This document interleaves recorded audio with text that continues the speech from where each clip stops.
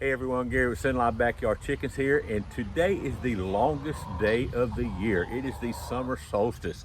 That means there's more daylight today than any other time of year. And since we all know from Chicken 101 that a hen's ovulation cycle is directly related to the amount of daylight, we should be getting maximum egg production right now, right? Maybe not. That's what this video or talk is about today.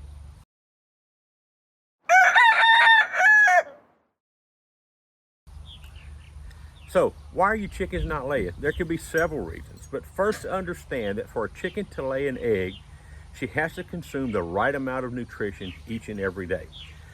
Chickens will eat to their caloric needs and then they'll stop. In the heat, they're more lethargic, they spend more time relaxing, trying to stay cool, hanging out in the shade, therefore they burn fewer calories. Consequently, they eat less of their layer feed or whatever other feed that you're giving them, and because of that, their laying capacity can easily be affected by that. According to the Fertrell Company, this is a company led by Jeff Maddox. Jeff is considered one of the premier poultry nutritionalists in the country. Several podcasts out there, several videos out there that you can look at with Jeff on it. He is really, really good at what he does, and he knows his stuff. But according to him, in the wintertime, an average hen is going to eat 5 or 6 ounces of feed a day. And this is because she needs this feed, she needs these calories, she needs to be able to generate heat. It's cold, so she's going to eat a lot of feed. By the time summer gets here and the temperature gets much above 80 degrees, this is going to drop down to 3 ounces a day. In Louisiana, we have had since May, we have been in the mid 80s, and now it's toward the end of June, and we're hovering in the mid 90s, and I definitely see a drop in what I'm getting out of my hens. But at the same time that they're eating less, it doesn't change their needs nutritionally. Now, did you know, well, let me adjust that there, that's a little bit better. Did you know that a chicken requires between 20 and 21 grams of protein each and every day to lay one large egg? 6 of those grams go directly into the egg that you and I consume. So when they're eating less food, their egg production is almost going to certainly suffer. A few weeks back, I started noticing that summer cycle coming with my hens and my egg production going down.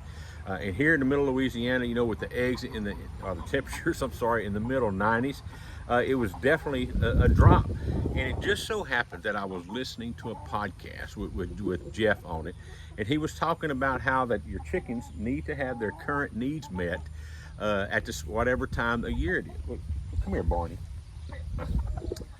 Barney's asking for a little attention. Thought she wanted to say hi. So yeah, you can just stand right there for a minute or sit, you know, and you can go ahead. So I contacted Fertrell, and I got in touch with a gentleman by the name of Baylor Lanston. He's a livestock nutrition consultant. And so I sent him the nutrition labels of the pelletized layer feed that I normally use, as well as 3 other labels of some feed that is that I can get over here at local farm stores. So sending 4 different ones. He came back and basically told me that he knows about the heat down here. He's actually from Louisiana, and he wanted to increase my protein intake from 16% layer feed to a 19% layer feed. And he also changed it to a layer feed that had fewer byproducts. And if you know what a chicken byproduct is, if you get soybean in your feed, or soybean meal, or then it says soybean byproduct. Well, if it's soybean byproduct, this is what's left over after they process the soybean to do something else with it. So the byproduct is never as good as the actual product itself. So he wanted to get me to a better quality feed, which I did. And he also suggested that I start using fish meal and a NutriBalancer, which are also products that they sell, by the way. I didn't get any fish meal, but I was curious about the NutriBalancer, so I ordered it. Now, to put things in perspective, I have mostly heritage and hybrid hens, which are dual-purpose chickens, meaning they're pretty good meat birds and they're pretty good laying hens, and they're not great at either one. So, you know, understand the perspective of where we're coming from right here. And most of us out there with backyard chickens, this is what we had. So I changed to Mr. Landon's suggested layer ration 3 weeks ago, and I added the NutriBalancer 2 weeks ago. The past 4 days was the first time in a long time that I stayed between 70 and 80% of my hens laying rate. I'm happy to report that today, believe it or not, on the summer solstice, I got 100% lay rate today, which is almost unheard of. It does happen from time to time, but it was still pretty cool. I've been getting low as 5 and 10%. I've actually gotten zip a couple of times, and as high as maybe 85%. So my lay rate is at just all over the place, which is probably what you guys are kind of feeling right now too. So long story short, I'm seeing a bit of a recovery in their laying numbers, even though the heat of summer is upon us. This recovery has come at a cost, and that cost being a higher feed bill. I'm buying a more expensive feed. Now, please understand, I'm not telling you to go out and spend more money on your feed, but there really does seem to be an obvious difference between $15 a bag feed and $20 and more dollars per bag feed.